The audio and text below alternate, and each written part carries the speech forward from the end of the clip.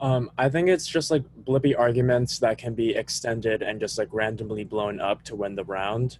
That like kind of give you an unfair shot of being able to like contest it. So almost like very like incontestable, non-fleshed out arguments that were not flagged as like important arguments that are then extended to be important arguments at the end, I guess. Yeah, totally.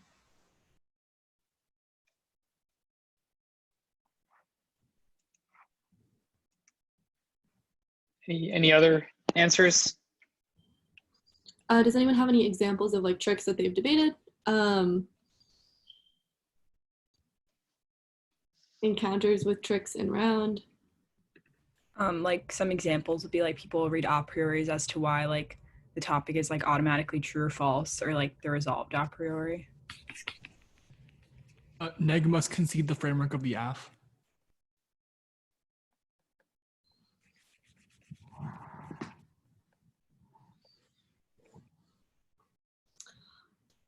So I guess I have a question to anyone who's already spoken and given a description of a trick, or anyone who hasn't, which is that is a permutation a trick? It's blippy, it's short usually. If it's conceded, the negative debater usually wins the affirmative debater usually wins the round. It can be like 5 seconds of the 1AR and be the whole 2AR. Is that a trick? It can become important later. Yeah. Sure. Sure. Yeah. I mean, yeah. So, what about like an I meet on a T shell?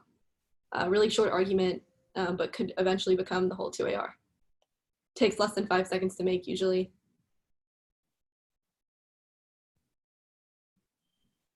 Maybe it may not be as well hidden, or you probably don't want to hide it, like as you would with like a trick.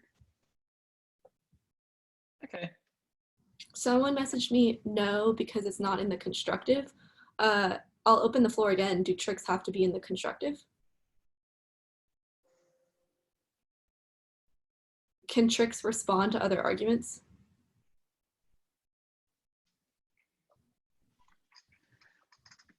Someone messages me and says yes, which I agree with. Yeah, same. Should we get into the, yeah. So something Anna and I primarily want to stress when discussing tricks as they occur in the debate community is that an argument is a trick by virtue of its form, not its content. And in terms of like things that are tricky based on their content, we think these arguments are great.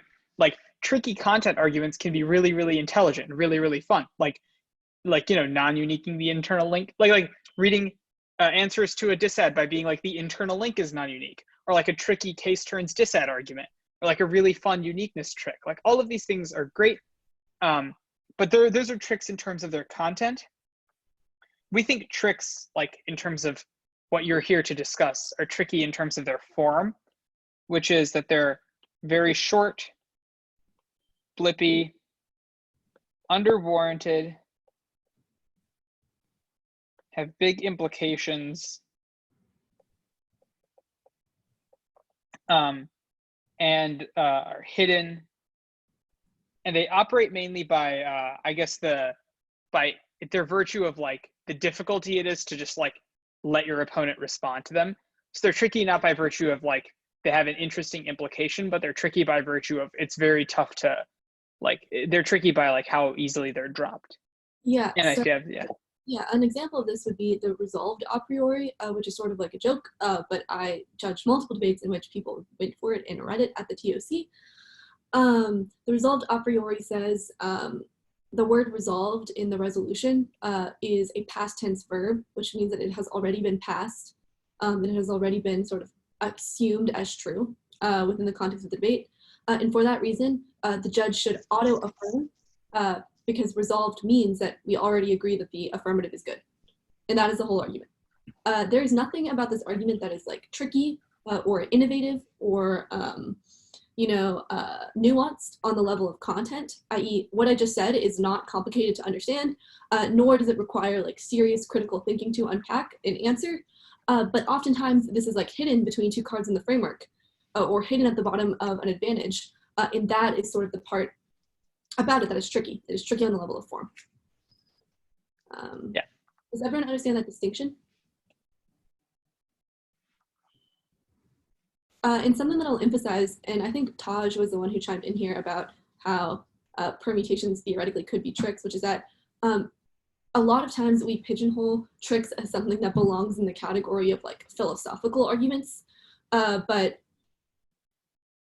tricks exist in like every single style of debate, essentially.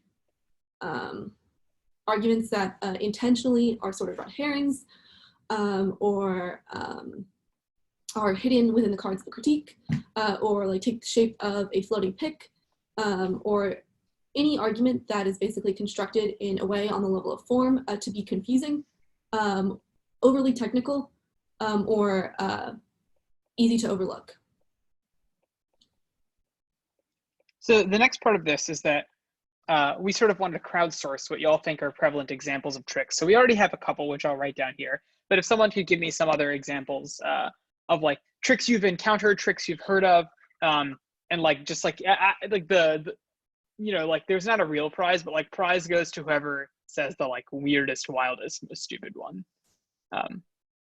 Just curious to see what y'all have heard.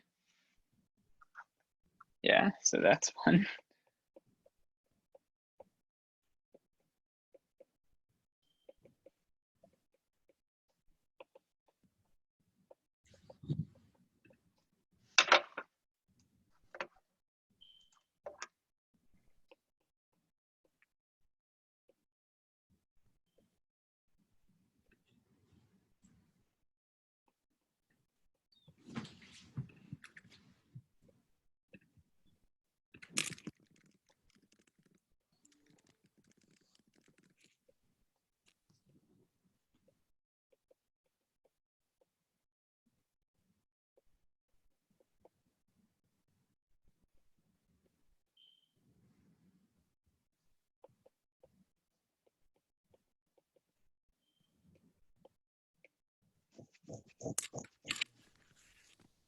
I'm going to add a couple, Ishan, which are condo logic. Oh yeah, love this one.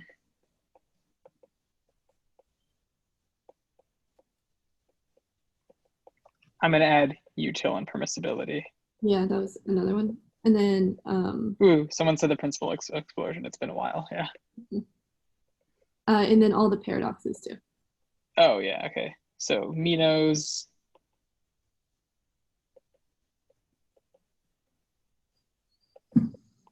Good Samaritan. Yeah. Just by looking at these responses, something I want to stress, which that there's a difference between just bad arguments and tricks also. Because there's like arguments that are like must wear shoes interpretation, or like must do this ridiculous thing that is obviously is not consistent with most people's interpretation of what would be a good model of debate. And those are just like bad theory arguments, which is different than tricks. Is oftentimes like read and extended by the same types of debaters who go for tricks, but sort of like different in the level of form and level of what the argument is supposed to do.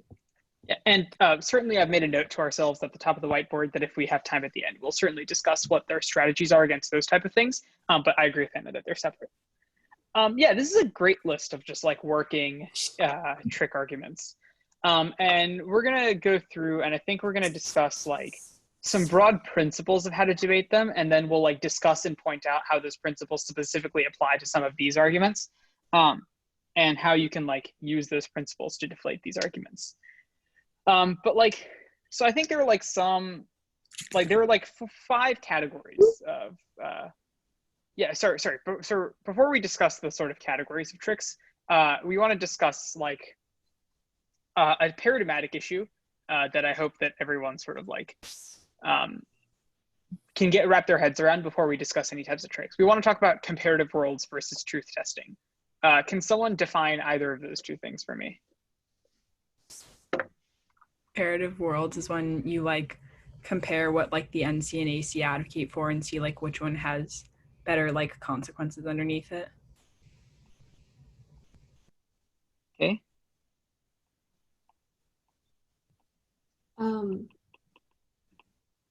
And then someone defined truth testing. Someone in the chat has defined it as true/false. But if anyone could have a more like comprehensive/expansive definition on what that means. Also, to the people typing in the chat, feel free to talk too. Yeah.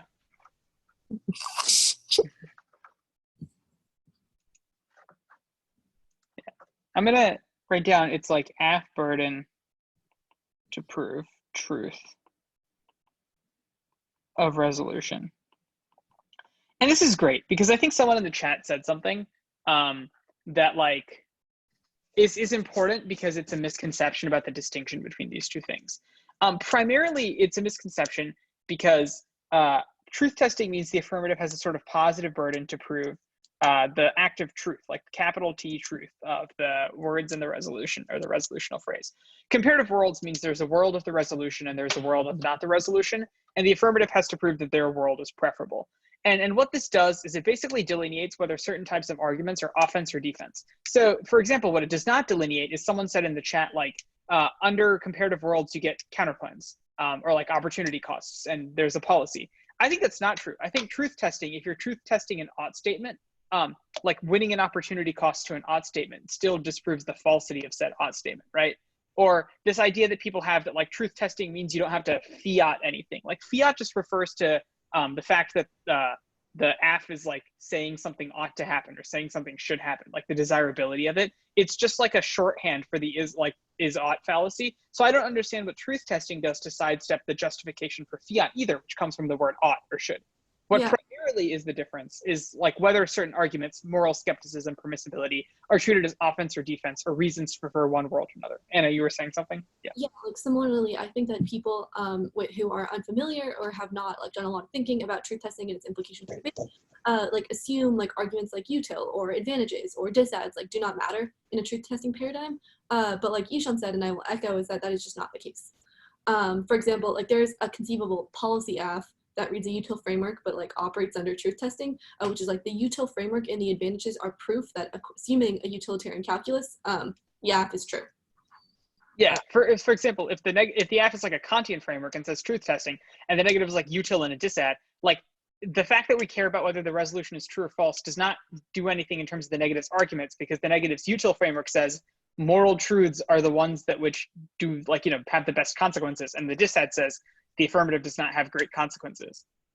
So I don't, yeah, so like truth testing, and this is great because someone defined comparative worlds literally in terms of util, which it is not. Comparative worlds and truth testing are not, I think just the vast majority of arguments overlap in terms of their application to truth testing and comparative worlds. Yes, to the person in the chat that's asking about skepticism being read with truth testing. So, because here's like a relevant difference between the two. If I said morality does not exist, and like one, like a pretty big risk that morality does not exist, under a truth testing paradigm, you would say, well, that means the affirmative has not proven the truth of the resolution. Whereas in a comparative world paradigm, you could say, well, it might be true that the affirmative has very little reason to prefer their world, but there's no real offensive reason to prefer the negative world. So I'd be okay voting on like some risk of the affirmative world being good or normatively valuable. Whereas truth testing is more like the affirmative has a positive burden to prove the truth of the resolution.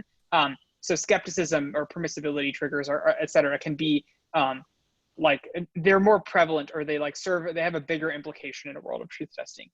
I think some of the risk stuff like can be applied to truth testing as well, like the way you evaluate risk, but that's the primary difference. Sorry, Anna. Yeah, another thing that I'll say about truth testing is that if you're still unsure about how to think about how arguments interact under a truth testing paradigm, if you go for the K a lot, I'm sure that you are already sort of committed to some of the tenets of truth testing, because essentially like K's similarly divorce the resolutional question from a question of is the world of the affirmative better, but rather like is the affirmative as a project something that is good or bad, which is like very similar to the way that truth testing thinks about debate. Like similarly, a lot of affirmatives will just be like a cap affirmative on this topic might be like capitalism exists, and therefore it is true that we ought to end secondary sanctions because they are an appendage of capitalism. In the comparative worlds, someone might stand up and be like, aha, but capitalism still exists. Like in the world of the affirmative, like post-plan, ending secondary sanctions won't get rid of all neoliberalism. And then the role of the affirmative or the affirmative response is usually something along the lines of, the framework doesn't say that we try to solve for all capitalism, but rather here is an action that is consistent with anti-capitalist action, and therefore that we should do it, independent of whether or not the world that it produces is good or bad. So yeah. To clarify, procedural frameworks I think operate in either one, right? So like if the neg framework is like you can't violate people's freedom or tax them, and the AF does tax, it doesn't matter whether other taxes exist or not. The negative framework says, you know, doing a tax is a bad thing.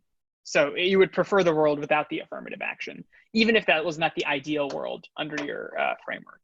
An example, which is that, like, let's say that there's an app that's like the United States ought to heavily tax the rich and redistribute it to like low-income families. The negative stands up, reads a libertarian NC, and is like, no, taxes like violate agency of people and they're unjust, especially for like gratuitous and an unjust reason, etc.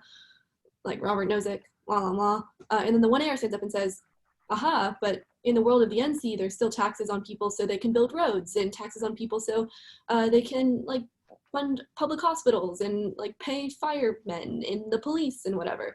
The 2NR's response is not like, oh no, taxes are not unique in the world of the NC and the 1AC, but rather the NC has isolated something that is like incorrect or procedurally incorrect about the 1AC, and that is a reason under the framework that you should lose. So it is, that is hopefully a helpful example. How does everyone feel about the distinction between those two paradigms, comparative worlds and truth testing?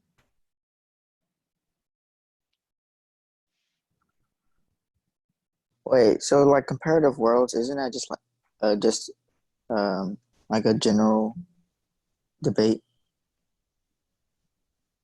Yeah, so I like to think of comparative worlds as just a subset of truth testing in my head, which is, and this might be like weird shorthand for it, but it's like comparative worlds is like, we're just gonna decide whether the resolution is true or false by just like deciding whether we'd prefer a world with it or prefer a world without it. And then some moral questions like whether the AF taxes or not, and that's procedurally bad, are relevant underneath preferring the world and not preferring the world, because the like procedural move from world without the resolution to world with the resolution violates some people's freedoms, and like, you know, procedural libertarians would say that's bad. But the questions that are not relevant are ones where like you're like, well, morality doesn't exist, or like utilitarianism fails to calculate.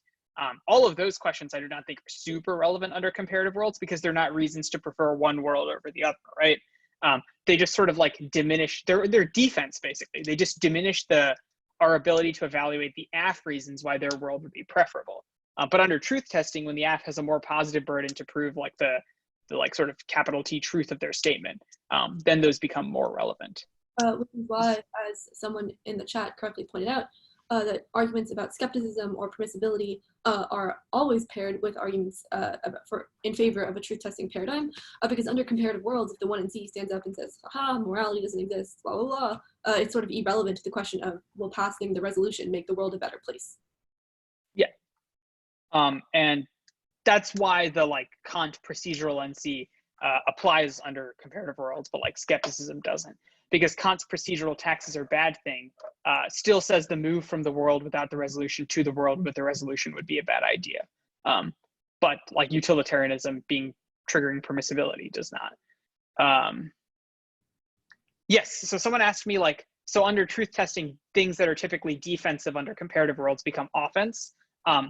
I agree, but I wouldn't use the word offense, because truth testing sort of belies the offense-defense paradigm, right? Because what those arguments say under a truth testing paradigm is that the AF hasn't met their burden of proving the affirmative true. So they're not active reasons the resolution is false, but they just diminish the affirmative's capability to prove it actively true. Yeah, I think that's that's how I think that's a good discussion of truth testing versus comparative worlds. That should frame the rest of this like lecture in terms of some of the tricks we'll discuss. Anna, do you have other things you wanted to chat about on this concept, or should we move on? I think we're good. Okay, great. Then we wanted to talk about 4 sort of types of tricks that we came up with on a list. Feel free to add more. The first one is just like a util permissibility type thing.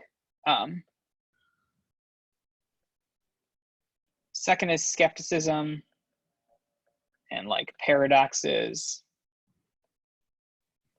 Third are a prioris. And fourth is nibs. And we'll discuss like weird theory arguments at the end.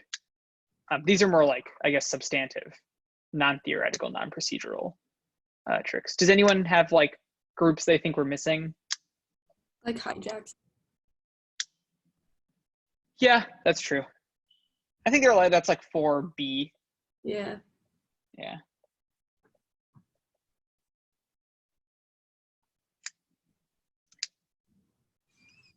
Great. I'm gonna erase this and then like write this list off on the side.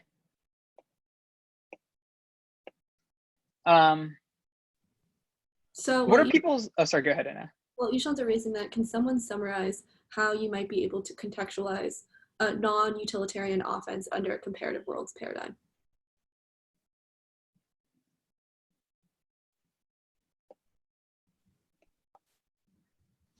Anyone, please? If you read in a K, and like the framing question is not util, you'd like, we would prefer a world without set colonialism, like, or something like that. I Yeah, guess. yeah, sure. So like similar in the example that Ishan explained about like a procedural framework like Kant, even if the world in which we have like taxes, for example, is like consequentially the same, independent of the negative framework. The argument that the alternative framing mechanism, i.e. the non-util framing mechanism, either the Kant NC or the Set Call K, will make is that a world in which you have a violation of people's ability to earn and keep their own incomes, or a world in which you engage in some like complicity with settler colonialism is worse than a world in which you do not. So similarly, it is just making a non-utilitarian claim for why the world of the plan is worse than not doing the plan. Worse does not mean like leads to a greater impact in terms of like nuclear war or extinction, but rather according to the framework that the negative has introduced in the debate, it would be worse to do the act. Yeah. I like to think of it like a board game, in that like world A is the status quo, world B is the world of the plan.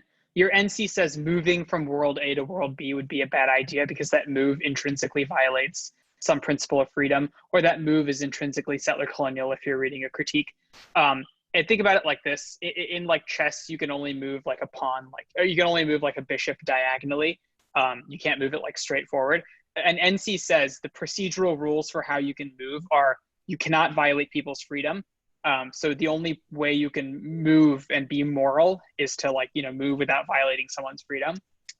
So the move from A to B is just cannot be done because it violates someone's freedom, which I think might help conceptualize why like B is worse than A, but not in like a consequential or like material sense. Because I guess like the number of taxes in B and A are the same or like very, very similar, but it's still the move to tax, i.e. the implementation of the F action that violates some principle that you say we should always adhere to. I want to make sure that everyone is good on this because it is worth spending extra few minutes to explain because it's sort of essential to understanding the rest of the tricks arguments. So please, someone who, if you do not understand it, message either of us privately and we will try to better explain. Yeah. Wait a couple, we'll wait a minute or two for people to write up their messages and PM us, because this is like if there's one thing you walk away with, like this little section was it.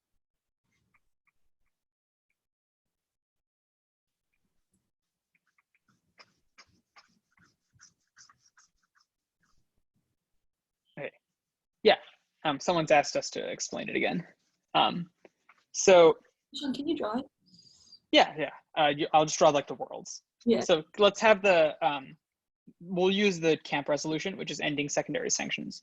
So world A is the status quo. There are sanctions. World B is no sanctions. Comparative worlds asks, should we move from world A to world B? And then the things that you that are relevant to this question could be utilitarian, i.e., is this a bad idea? Does it cause a lot of consequences? Or could be procedural, i.e., does it violate someone's rights to move from world A to world B? And to be clear, the number of rights violations in world A and 1B could be 50 to 51, but that procedural framework would just say, like, you can't violate someone's rights, so this move would be a bad idea. Truth testing is about the app has a burden to prove truth of the resolutional statement, not just prove that this move is a good idea. So then now the app has to be responsible for a whole lot more things, which is that in this world, or sorry, in the world of comparative worlds, where we're just discussing, where the app's burden is to merely prove this move is a good idea, and the next burden is to prove that, you know, the move is not a bad idea, or that the app hasn't really proven this move is a good idea. Now the affirmative's responsibility is expanded to proving whether we can even have moral frameworks that evaluate moves, right? So the app says this move is a good idea. Something implicit within that is the app saying there is some normative framework by which we can say a move is good or bad. Now underneath the world of truth testing, proving that to be the case is part of the app burden, whereas the world of comparative worlds sort of makes it conditional or like implicit that we're already presuming that moving from A to B is a relevant normative question. It's just like, should we do it or not? Whereas once you expand the question beyond that, it's bigger and the app has to defend more. Someone asks, would skepticism still be offense under comparative worlds because it's a reason not to prefer the app world? No, it can only ever be terminal defense. So the app has to prove, the app does definitely have the burden to prove that we should move from A to B, right? And skepticism is saying your moral framework can't prove that. Like you just can't. Let's say there's a 5% chance of my moral framework being true. Like the negative is so good at skepticism that they really just destroyed my moral framework.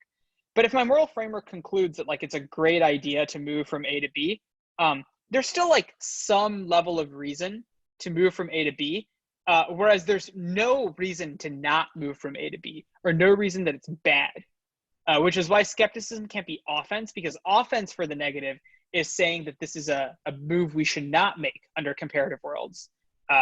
So the only way skepticism ever wins under comparative worlds is if the negative wins such a big, like 100%, you can't even move anywhere, that the app doesn't even have the like slightest sliver of a reason to move from A to B.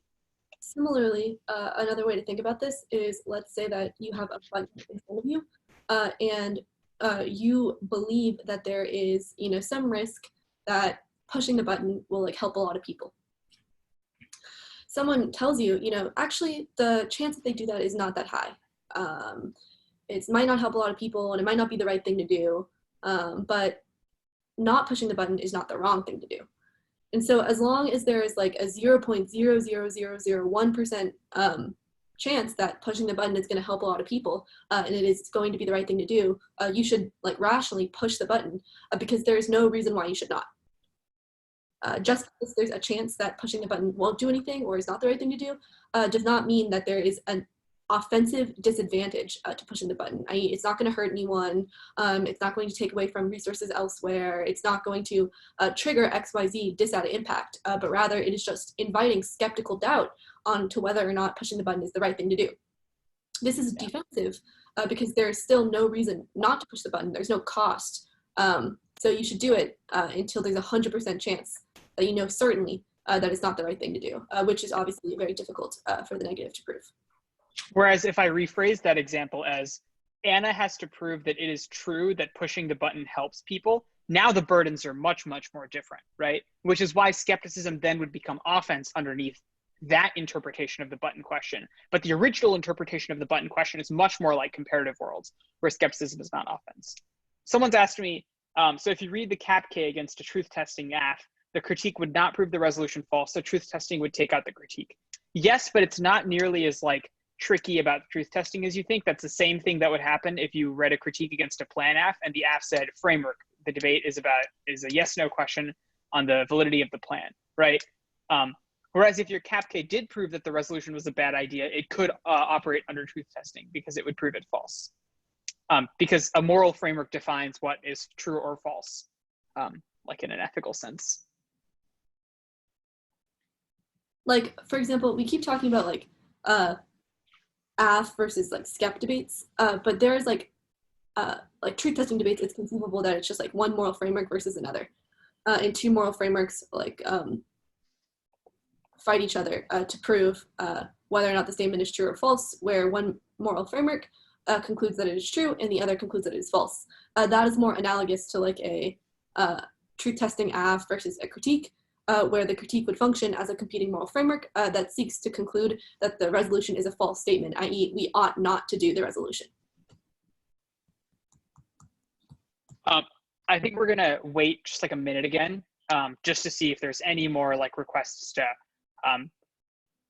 try to do this, like try to re-explain this, because that's how important we think it is. And if there's not, we'll move on to just some like broad principles about how to debate tricks.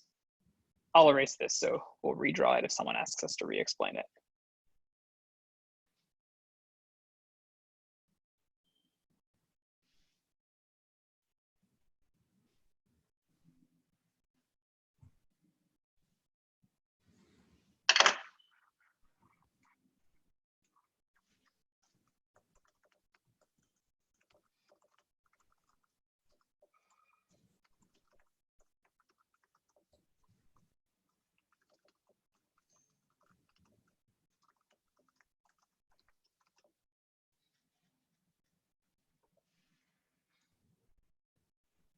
Someone asked me, what is terminal defense? That's a good question.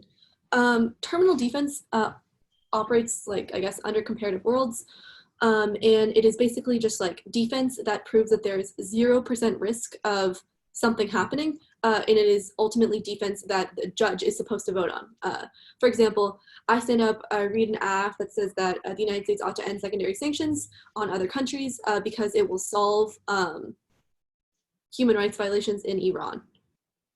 Ishan stands up in the 2NR and says there's absolutely no risk that the AF helps anybody because other countries also sanction Iran and we have direct sanctions on Iran. So there is like 0% risk that voting AF actually does anything to help the human rights crisis. Yeah.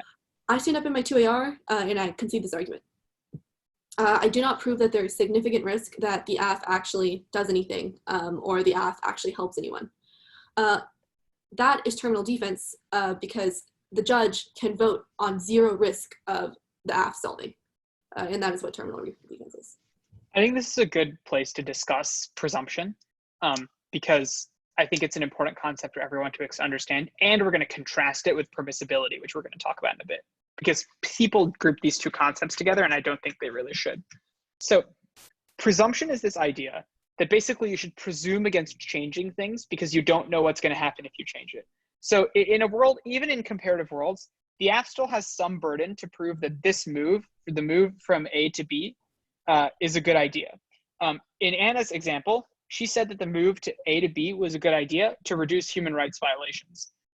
So like, yes, do this because it reduces human rights violations. The negative so effectively proved that there was no reason to do this move that just the very risk of just like, why would we change something that's already working? Or like, why would we do something for no reason, especially in policymaking, outweighs any risk that the affirmative has a reason to move.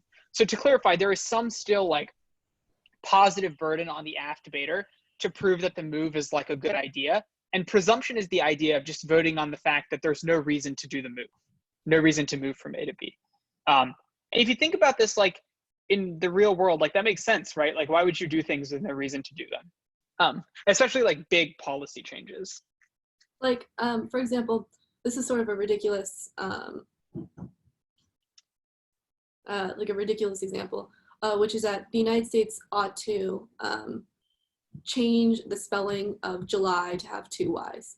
No difference in pronunciation, etc. This negative stands up and is like, why would we ever do that? We should presume against change if it is unnecessary, if it will not lead to like productive ends, if it will not do anything. Even if they do not have a specific disad as to why we should not change the spelling of July to have two Y's, the logic of presumption is that we still ought not to do it because there's no sort of portable or external benefit to doing so. Yeah, and there's only ever a risk of it being a bad idea. Some people call this the hidden disadvantage change, which is just like changing things policy-wise. It's just like complicated, things could go wrong. So unless you have a good reason to do it, you just shouldn't do it. So you can think about this. You can think about presumption as voting on just like not taking the risk of changing things, or voting on the hidden disadvantage to change. Someone asks, does the logic of presumption rely on no offense? Like sort of, right? Like it relies on there not being like a significant or substantial proactive reason or offensive reason to do a certain action. So in that sense, you would only invoke presumption when there is risk or like the accusation that there is risk, that there is no benefit to voting either way or voting affirmative.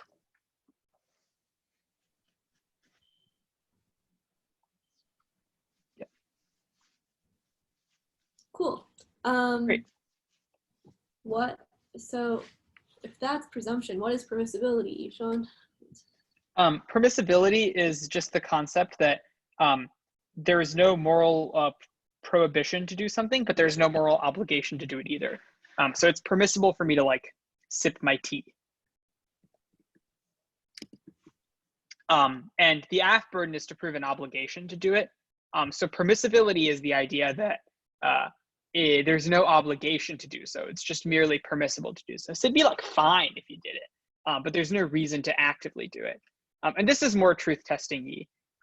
Although reasons for permissibility being true could also simultaneously be reasons for presumption being true, i.e. if there's no reason to do it, that's also like why the AF has not actively met their burden of proof of proving the change, proving the move from A to B. But it's also a bit broader than that, which is to say that if you prove that the action could certainly be taken, but there's just no active obligation to take it, no binding active moral obligation to take it, then it's like totally fine. So that's what permissibility is. Sorry, an action's moral status can be obligatory, permissible, or prohibited. Or supererogatory, but like whatever. Yeah, whatever. The point of permissible, so how permissibility is used in debate, I think, like Ishan emphasized, overlaps a lot with the way that people talk about presumption, but they sort of like have different premises for like how you arrive at the conclusion. For example, AF stands up and it's like form in its Kant framework, advantage under the framework, with the conclusion that assuming that the Kant framework is true, it is a true statement that we ought to end secondary sanctions on other countries. The negative stands up and disproves the entirety of the Kant framework and proves that it is not sort of a significant or relevant concern when we trying to decipher like what moral obligations are, with the conclusion that it is permissible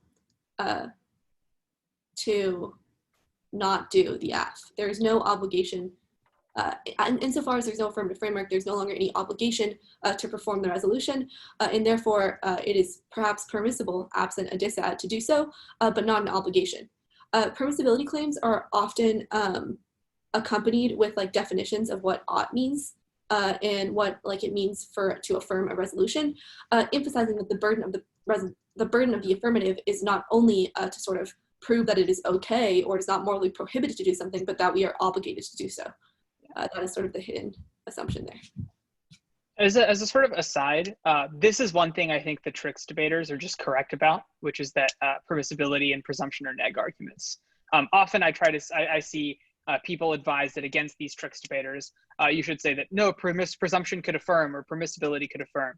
I just think based on the stuff we've explained about like what the burden of proof on the AF is in comparative roles and truth testing, I just think the negative is correct, that permissibility means that you should vote negative, or that presumption is a reason to not do the plan. And there's no possible way either of those two things could affirm. And I think that's great, because the tricks should be challenged on the merits of their content and not on the merits of like a paradigmatic issue that I think the negative is just correct about. Yeah, so someone asks, what does it mean when people say presumption affirms or negates? It means exactly that, i.e. what do you do in the case of zero offense? Do you vote affirmative or do you vote negative? Some people say presumption affirms because like the AF is time skewed. But this makes little sense because Anna has just explained the concepts as a sort of burden, like a substantive question about the burden of proof that the affirmative must meet.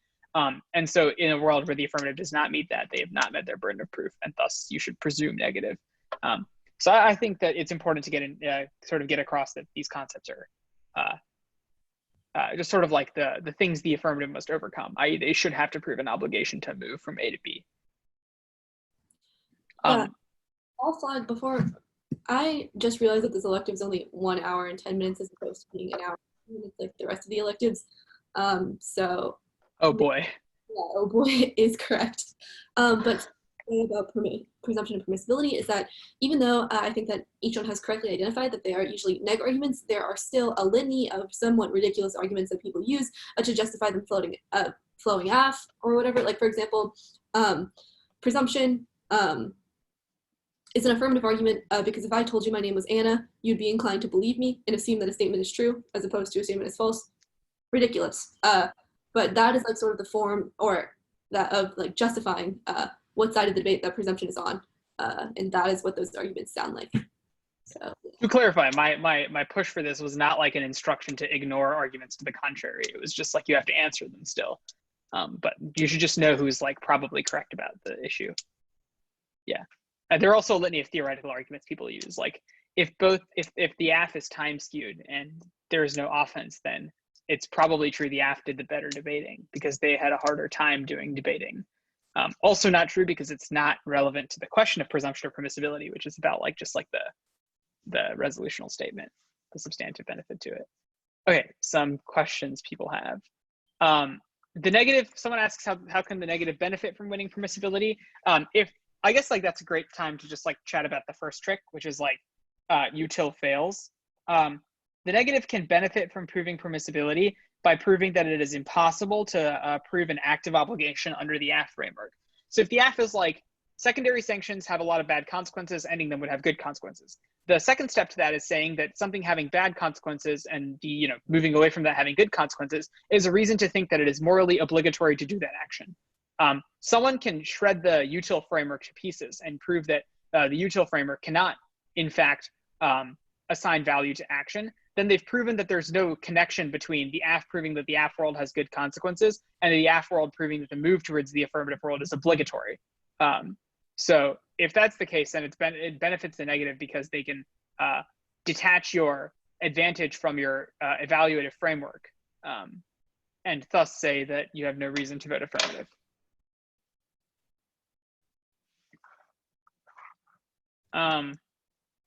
What if someone says permissibility means there's no obligation to vote neg? That's not true because most permissibility triggers just say that there's no moral obligations, but there seems to be like a sort of game obligation of debate of like you should vote AF if the AF proves proves that we're obligated to do the resolution and neg if not. So like you would still be bound to those rules, I think. Oh boy.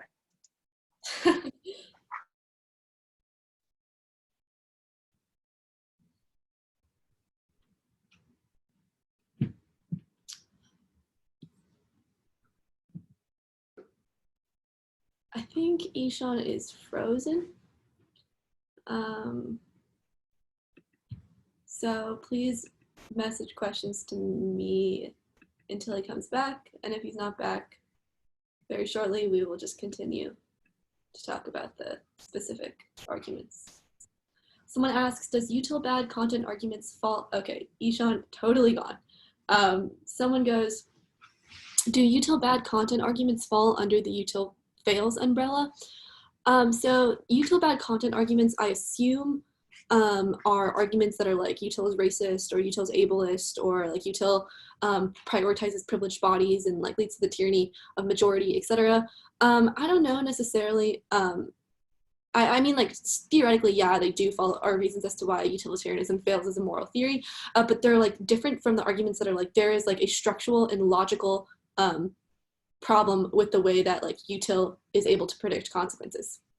That is like there's a difference between saying like utilitarianism is racist and induction fails, because one of them problematizes the actual like syllogism that forms and the assumptions that are made in like what a utilitarian calculus and the explanatory power of a utilitarian calculus, whereas the other is just like it is a logical impossibility to use the utilitarian calculus to make decisions.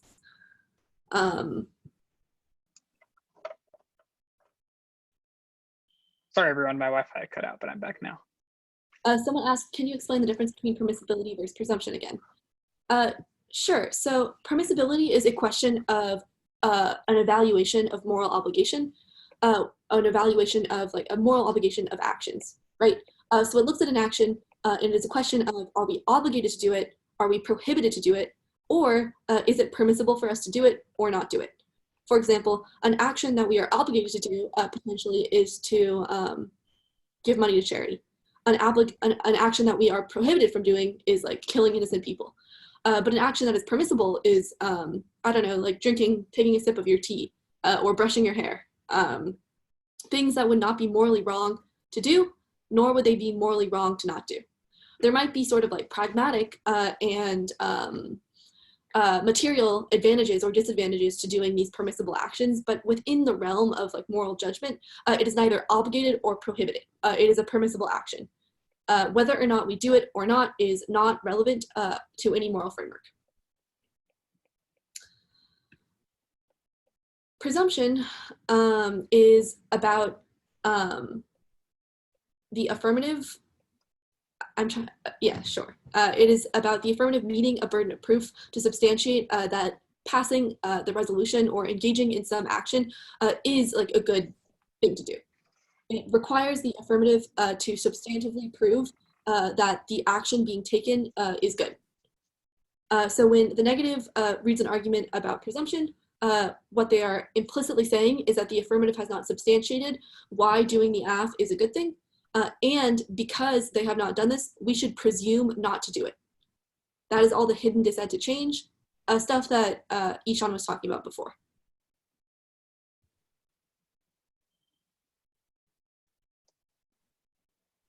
For example, returning to the question of drinking tea, I have not proven that there are like certain health benefits to drinking tea or that drinking tea will make me happy. The sort of policy-making debater will say, you should not drink tea because there's at least risk that it could be poisonous or risk that it'll make you sick or risk that it'll upset your stomach or burn your throat.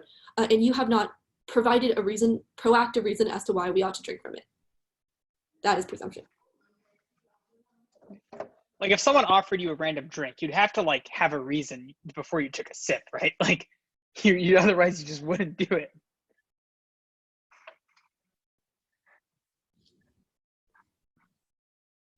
Okay, great.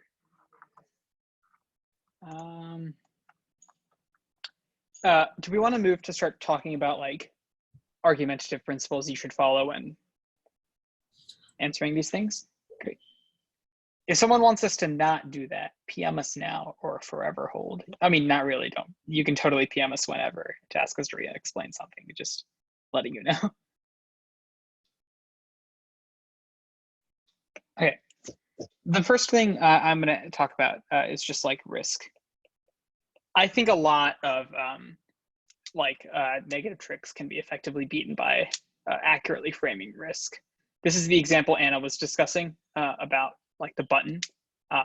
Like the negative debater may sound persuasive on how unlikely it is that your utilitarianism framework works, or like how likely it is that skepticism is true. You should still push the button because there's no reason not to. I think framing like, and the types of apps you read against these debaters can be like very conducive to this. which is like against tricks debaters. My senior year, I would almost always just read an affirmative that was like, when we sell guns to Saudi Arabia, those guns get to use to kill children. And then like, I'd have to make a very limited moral claim to win that was bad and that we should stop doing it. So I think effectively framing risk in the way that we've discussed so far is good. The second thing I'm going to say is index your moral burden. I don't see debaters doing this at all, which is like to prove that we should end weapon sales to Saudi Arabia, or to prove that we should like, or to prove that like we should end sanctions if they're like, you know, debilitating towards Iran's economy.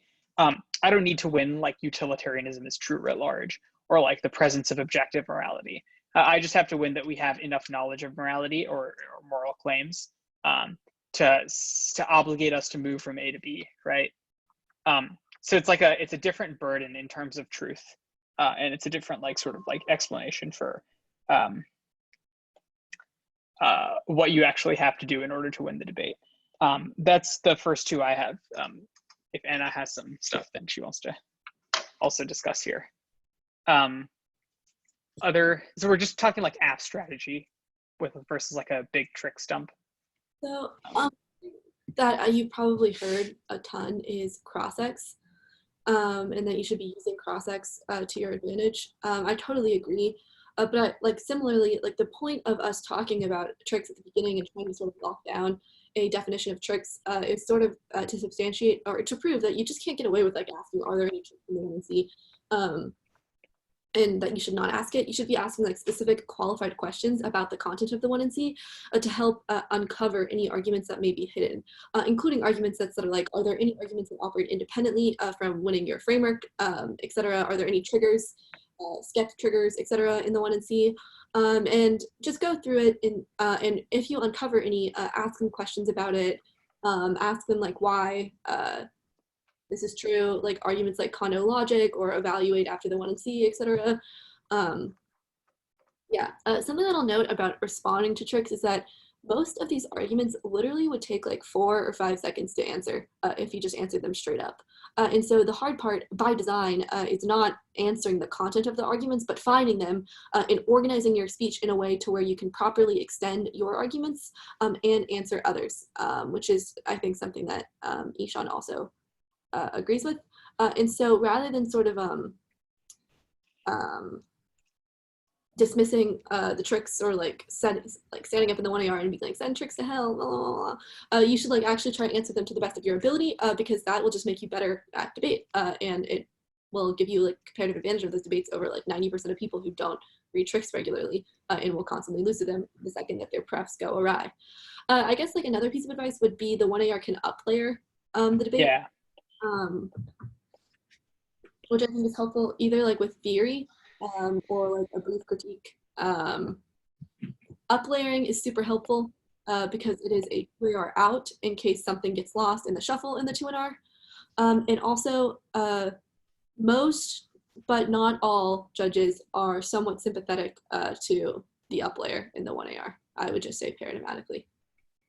Yeah, I agree with that. And in a lot of these NCs, your interp will probably be near unbeatable. And then it's just a question of sifting through like the tricks they have against theory, which is like Skep takes out theory because you can't form rules, which you just answered by saying like, it's not about forming literal rules. It's about proximately voting against unfairness, which is still a negative harm to the activity, even if there's not a moral framework. And that's like, I think that takes the like index your moral burden. And I think like importantly deletes the word moral from it, which is just like, it's always useful in tricks debates to index your burden.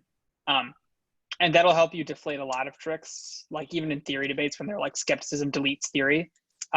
If you just always remember to index what burden you have to win, like that's much better. Someone asks what uplayering means. Yeah.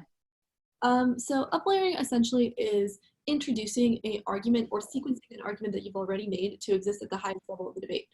This usually takes place in terms of theoretical or procedural arguments, i.e. they did something fair and it should come before a substantive evaluation of the arguments in this round because something about the way that they have debated made it impossible or like structurally disadvantaged me in some way to where the debate should be a question of was there what they did fair or good for debate, as opposed to like, is what they're saying true?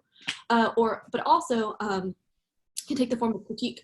For example, like a few years ago, I think Marshall wrote like an article about how tricks in spreading and a prioris, like by their structure, are ableist. And so like introducing like a very brief ableism K in the 1AR that's like, look, the 1NC has engaged in a intentionally evasive strategy and you should reject them for it. One thing that I'll be careful of is uplayering with critiques in every single instance, because a lot of times the tricks debaters in the 2NR are very good at sort of explaining why their arguments on the level of form are very similar to rest other arguments.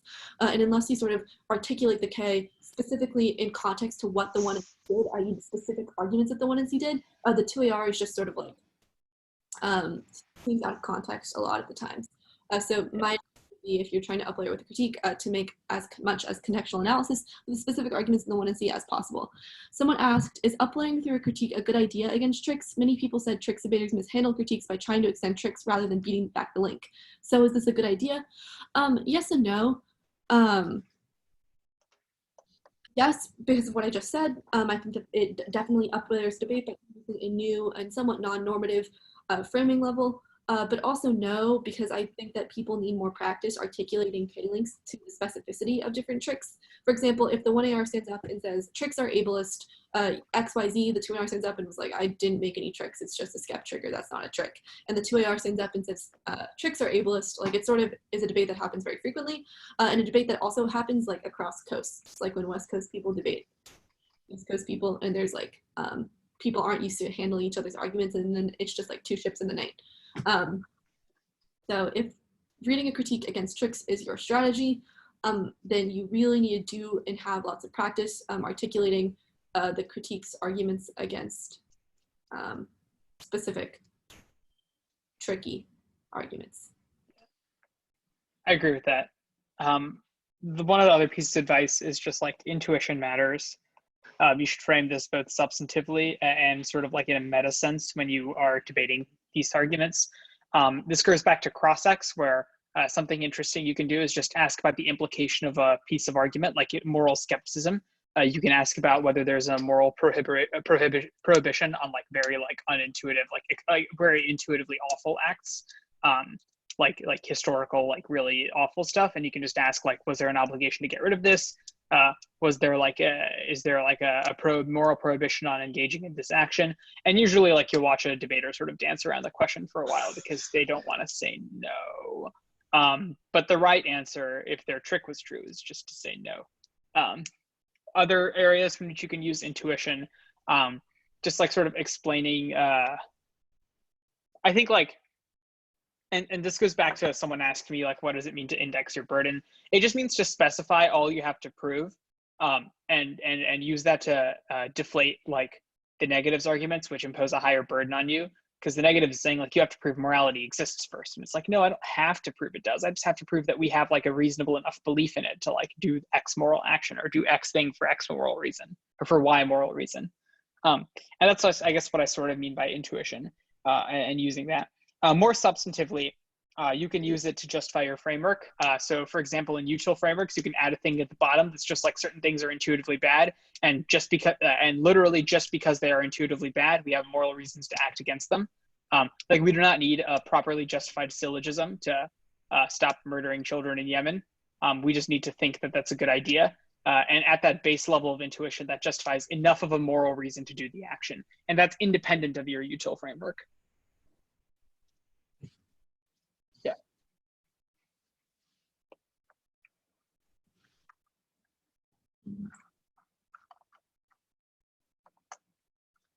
One thing I'll say about generic like tricks bad arguments is that there is a lot of times where like philosophical arguments get pigeonholed into or relegated to this sort of like tricks domain, despite the fact that they are just like fully just a 1NC. And so that is why I'm not the biggest fan of sort of the like send tricks to hell strategy for answering tricks, just because I think a lot of times debaters spend too long in the 1AR, like waxing poetic about like the importance of engagement in debate instead of actually engaging with the 1NC straight up. So yeah, that's my thoughts on that. I agree with that, and the thing we said at the top about form versus content is the key thing here, right? Like a negative could introduce skepticism without ever once reading a trick, in my opinion. I guess we have a couple more minutes left before we let y'all go. If there are any other remaining questions, feel free to ask. Otherwise, I think if Anna is okay with it, we can let you go.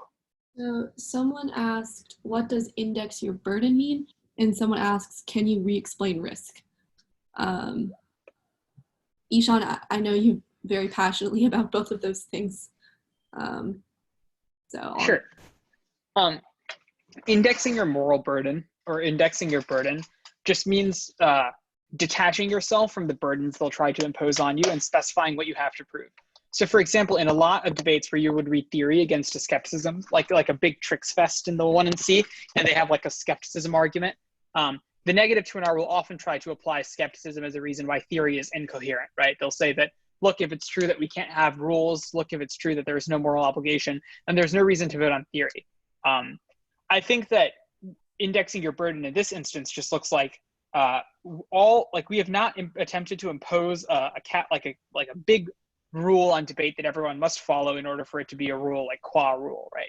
All of you have said is that the judge should vote affirmative in this instance because the negative engaged in an unfair practice. Like we've used a bunch of debate shorthand, like interpretations and standards, just to like sort of, I guess, like quantify that fairness harm. But we do not need to win an overarching moral framework to argue that the judge should vote against like, in-round fairness harms.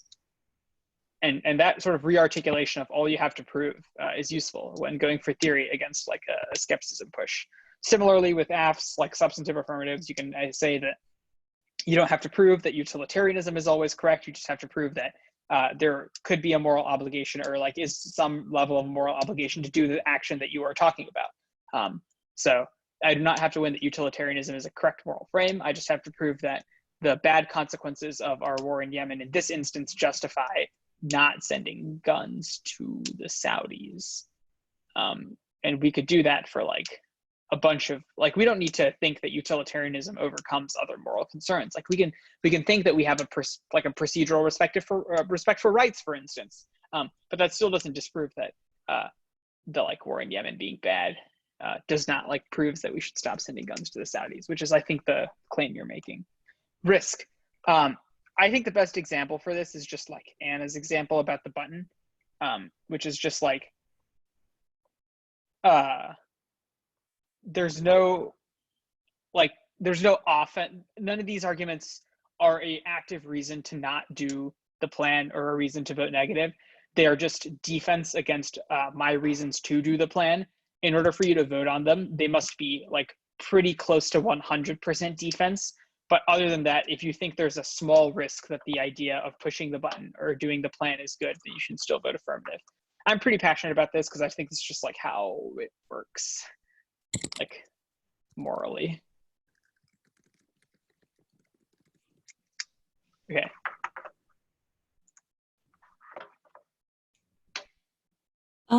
So unfortunately, this is a short elective period, and we don't have time to, unfortunately, ran out of time to discuss this trick specifically, but hopefully like some of the paradigmatic things we talked about, truth testing versus comparative worlds, as well as like these 4 pieces of advice will help you and will assist you. Having a good understanding of sort of like the logic behind tricks debate and like these arguments that are often fall under the umbrella of tricks debate will be super helpful to you, and I'm sure you will find make these debates a lot easier. Oh, that's so cute, Ishan.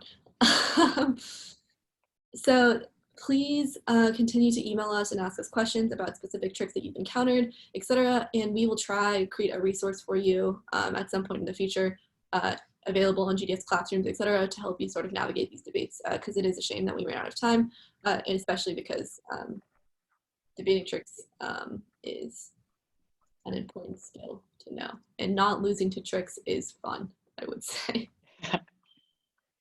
But other than that, you guys should all be heading to the Black debate, I believe, right now. So I look forward to seeing some of you all there. Thank you. Thank you. Thank you. Thank you. Thank you. Anna, you have to stop the recording now because I made you host when my Wi-Fi dropped. Okay. I could do that.